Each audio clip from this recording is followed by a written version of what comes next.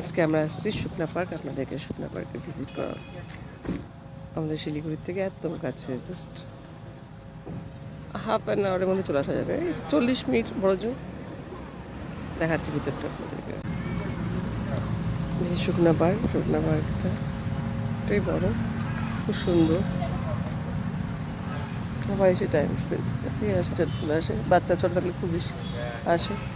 একসঙ্গে আমরাও আসতাম, এখন আর অত আসা হয় না, বাচ্চারা বড় হয়ে গেছে। আজকে অনেকদিন পরে আসলাম একটু টাইম স্পেন্ড করতে।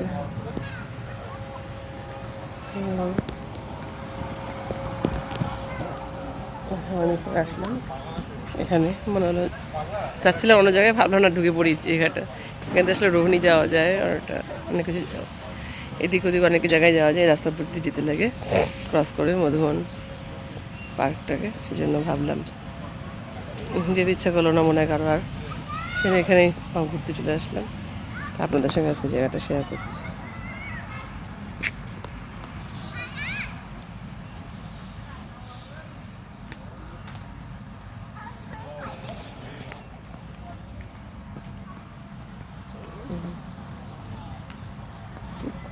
লেক সবই আছে, পার্কটা খুব সুন্দর।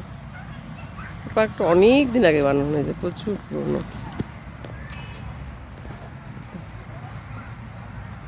একসময় আমরা প্রচুর এসেছি এই পার্কে ঘুরতে, বিশেষ করে কলেজের ছেলেমেয়েরাও আসে, তারপরে ফ্যামিলিও আসে, সবাই আসে।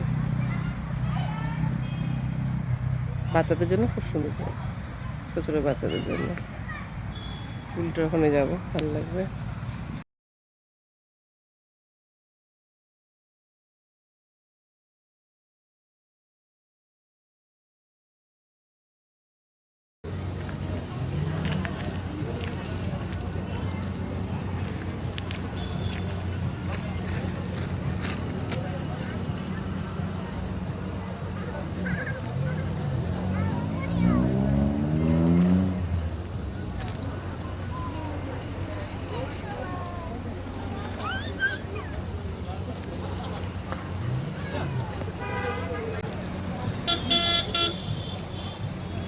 নিঝুম সন্ধ্যায় ক্লান্ত পাখিরা বুঝি বা পথ ভুলে যায়।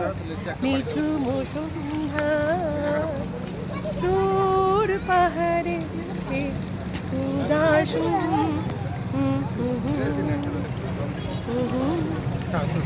যেন কাকুলি আমার ডাক দিয়ে যায়। নিঝুম সন্ধ্যায়।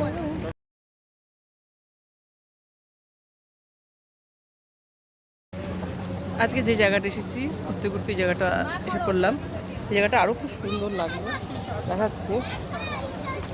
মধুবন থেকে আরও আধ ঘন্টা এই রাস্তার উপর একটা রেস্টুরেন্ট। রেস্টুরেন্টটা খুব সুন্দর, এই জন্য আপনাদেরকে একটু দেখাচ্ছি, শেয়ার করছি। কাছাকাছি এই যে টিম্বু, এই টিম্বু রেস্টুরেন্ট আসবে, খাবারগুলো ভালোই আছে, তবে ননভেজ মনে হয় বেশি, এই আর কি। ননভেজ দুটি করে পাওয়া যায়, যাই হোক। তো এখানে আসতে পারেন, আসলে খাওয়ারও নিজে যাওয়ার আগে রেস্টুরেন্টে খাওয়া দাওয়া করতে পারবেন।